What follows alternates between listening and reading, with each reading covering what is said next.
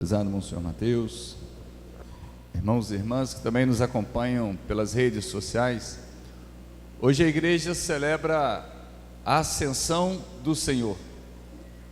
Para a gente entender melhor o que é a Ascensão do Senhor, parece, né? As palavras são parecidas, mas são completamente diferentes quando a gente fala de ascensão e Assunção. Assunção é de Nossa Senhora. Quando nós rezamos até o terço, né, nos mistérios, é a Assunção de Nossa Senhora. Nossa Senhora que é levada aos céus. Isso é a Assunção, ela é levada aos céus. E a Ascensão não. Ascensão, em palavras mais simples para a gente entender, Jesus sobe aos céus por conta própria. Ele mesmo se eleva aos céus. Nossa Senhora não, Nossa Senhora é levada e ele sobe aos céus por conta própria. E hoje a igreja celebra essa ascensão do Senhor. E qual o sentido de Jesus subir aos céus? Quando Jesus sobe então aos céus, que acontece a ascensão, significa que ele cumpre o seu tempo aqui no meio de nós. Há pouco tempo atrás, né, nós vivemos a Semana Santa, o momento da paixão, morte e ressurreição do Senhor. Depois então da ressurreição, diz o Evangelho que Jesus continua aparecendo aos apóstolos. Jesus continua aparecendo às pessoas e falando do reino dos céus, e catequizando e falando do amor, ou seja, a missão de Jesus continuava, porque eles não haviam entendido ainda todas as coisas. E Jesus continua aparecendo durante 40 dias para os discípulos, para os apóstolos, para as pessoas. Só que Jesus, ao mesmo tempo que ele catequizava, ele estava deixando claro que cada um deles tinha uma missão. A missão de dar continuidade a tudo aquilo que ele já havia feito. A missão de dar prosseguimento no anúncio do reino, uma proposta nova de vida. E a grande questão era como que aqueles homens continuariam a missão se a grande referência, se o mestre, se aqueles ao qual eles se apoiavam não estaria mais do lado deles.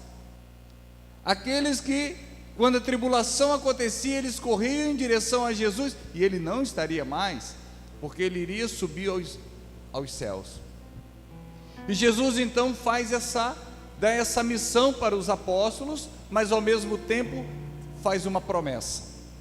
E diz para eles: não vos afasteis de Jerusalém, ficai próximos de Jerusalém, porque eu vou para junto do Pai, aonde ele então iria sentar à direita do Pai e enviaria sobre os apóstolos então o poder do Espírito Santo, a força do Espírito Santo, aquele que iria capacitá-los, instruí-los, aquele que iria conduzi-los, aquele que iria tirar todo o medo, toda a opressão, tudo aquilo que estava ainda no coração daqueles apóstolos, um mundo de incertezas. Pelo poder do Espírito aquilo seria sanado, pelo poder do Espírito aquilo seria liberto, mas primeiramente ele precisava subir aos céus.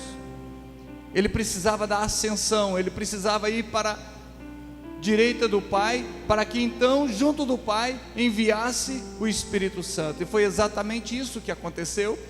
A ascensão do Senhor é o tempo da expectativa, é o tempo da espera, é o tempo que aqueles homens viveram de esperar o novo de Deus, porque o Espírito Santo era o novo de Deus.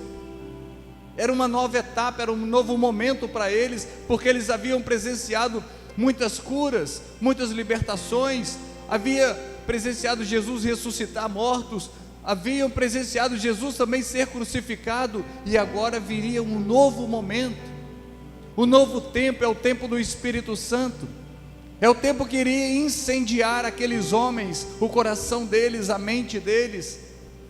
E Jesus então faz essa promessa: não vos afasteis, porque enviarei sobre vós o Paráclito, aquele que é o advogado, aquele que vai ser o defensor da causa de vocês, aquele que vai iluminar a mente, iluminar o coração, aquele que vai trazer a santificação para a vida de vocês, porque essa é a missão do Espírito. O Pai cria, o Filho redime e o Espírito santifica. Então ele envia o Espírito Santo para santificar a vida daqueles homens. Então eles ficam aguardando, sem saber o que era. Eles não tinham conhecimento, não tinham a menor ideia do que era o Espírito Santo.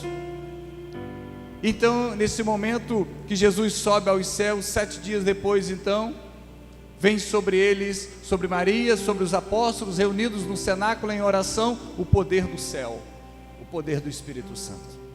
Então, que a ascensão é o tempo da espera de uma transformação de vida, porque aqueles homens que estavam com medo se transformaram, aqueles homens que viviam na incerteza se transformaram, aqueles homens que não sabiam o que fazer se transformaram de que maneira? Uma vez que eles receberam a força e o poder do Espírito Santo. Só que é preciso que a gente descubra onde que está esse Espírito Santo que eu quero também, aonde que está esse Espírito Santo que Jesus prometeu para os apóstolos, porque eu quero vivenciá-lo também, eu quero estar na sua presença. Ontem à noite eu dizia aqui, porque quando a gente olha para o céu, parece que Deus está tão distante. Quando a gente olha para o céu, parece que a nossa voz, a nossa oração não chega no céu de tão distante que está. Sabe por quê? Não significa, não quero dizer aqui, não quero criar essa heresia, muito pelo contrário, em dizer que Deus não está no céu. Não é isso que eu quero dizer. Eu quero dizer que Deus está muito próximo, muito mais próximo daquilo que você imagina, porque às vezes você está procurando Deus lá no céu. Eu quero esse Espírito Santo prometido, eu quero viver essa realidade prometida, eu quero esse momento novo da minha vida, eu quero experimentar o novo de Deus, e você acha que tudo isso está lá no céu, enquanto na verdade, sabe onde Ele está? Dentro de você. Ele está dentro de você. Uma vez que nós somos batizados, nós nos tornamos templos do Espírito Santo, como diz São Paulo. Vós não sabeis que vós sois templos do Espírito Santo? Como que nós nos tornamos templos do Espírito Santo? A partir do momento que nós somos batizados. Então, se você é batizado, significa que você é templo do Espírito Santo. Deus mora em você. Eu quero viver a experiência do Espírito Santo, eu quero viver a graça do Espírito Santo. Não olha para o céu, olha para dentro de você. Olha para dentro de você primeiramente, que você vai encontrar aquilo que você está procurando. É isso que o Senhor fala para cada um de nós. Encontrar essa força de Deus, encontrar esse poder de Deus, encontrar essa transformação de Deus em cada um de nós, muitas das vezes não é querer que venha lá do céu, é fazer, é permitir que seja externado aquilo que já está dentro de cada um de nós. Paulo fala: vós sois templo do Espírito Santo, a sua vida é sagrada exatamente por conta disso. Você é uma pessoa sagrada exatamente por conta disso. Por que você é uma pessoa sagrada? Porque você é filho de Deus? Também, mas não exclusivamente isso. Sabe por quê? A sua vida é sagrada. A sua vida é sagrada exatamente porque você carrega dentro de você a presença do sagrado. E por você carregar dentro de você a presença do sagrado, aonde ele está, o ambiente se torna sagrado. Por que a igreja é um local sagrado? Porque dentro dela está a presença do sagrado. A sua vida é uma vida sagrada. Sabe por quê? Porque dentro de você, você tem essa presença do sagrado. E quando Jesus faz essa promessa, então, subirei aos céus, vou para os céus, mas permaneçam, porque existe uma missão para você. Jesus dizia isso para os apóstolos, Jesus fala isso para mim, fala isso para você. Existe uma missão para cada um de nós. Não tenha medo da missão que Deus te dá. Não dê as costas para a missão que Deus te dá. Não recusa a missão que Deus te dá, porque o Evangelho fala da parábola dos talentos. Aquilo que nós hoje omitimos, aquilo que hoje nós negamos, aquilo que nós deixamos de fazer hoje para Deus, para a igreja, para as pessoas, vai nos fazer falta no futuro. Talvez aquilo que a gente venha hoje fazer por Deus e para Deus, serão os frutos que nós vamos colher daqui a 10 anos, daqui a 15 anos, e a gente se sente o quê? Uma pessoa incapaz. Eu não tenho capacidade, eu não tenho condições, eu não tenho tempo, a minha vida é corrida, eu nunca posso, eu não tenho conhecimento. Me desculpe, mas o que falta é prioridade na sua vida em relação a Deus. O que está faltando não é tempo, não é sabedoria, não é conhecimento, é prioridade. O dia que você começar a priorizar as coisas de Deus, vai te sobrar tempo. Você vai saber que você não é capaz, que você não tem condições, que você não tem conhecimento, mas mesmo assim Deus vai te usar para transformar a vida de muitas pessoas. Deus vai te usar para você chegar, para que Ele possa chegar na vida de muitas pessoas e fazer a diferença. Sabe por quê? Porque ninguém é capaz. Eu não tenho capacidade para servir a Deus. Um sacerdote não tem capacidade para servir a Deus. Um bispo não tem capacidade para servir a Deus. Sabe por quê? Porque somos todos iguais. Somos miseráveis, somos frágeis, somos pecadores, somos limitados. Mas é o Espírito que faz a diferença em cada um de nós. É o Espírito Santo que junta a miséria da nossa vida e transforma em graça. É o Espírito Santo que junta as fragilidades da nossa vida, que junta as misérias da nossa vida e transforma em graça. É Ele quem faz. Basta a gente olhar para o Evangelho, basta a gente olhar para a vida dos apóstolos. Se a gente olhar para a vida de Paulo, se a gente olhar para a vida de Pedro, se a gente olhar para a vida de Filipe, nós vamos ver homens frágeis, homens miseráveis, homens que erraram, homens que pecaram, mas que deixaram o seu coração ser transformado por esse poder de Deus.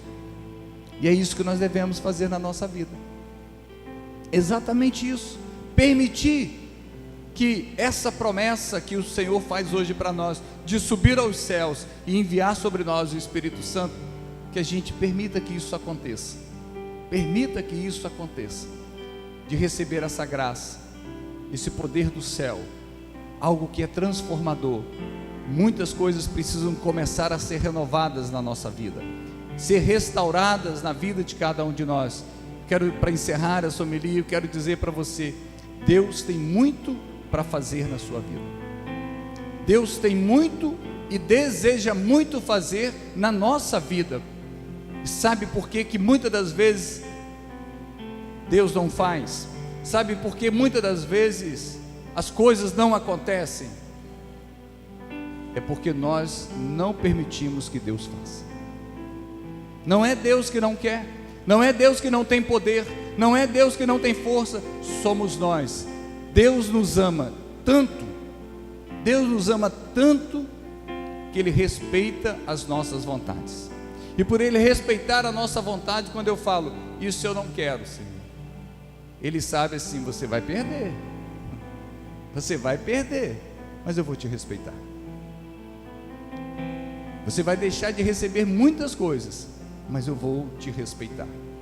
Deus respeita as nossas vontades, mas somos nós que também colhemos as consequências das nossas escolhas. Louvado seja nosso Senhor Jesus Cristo.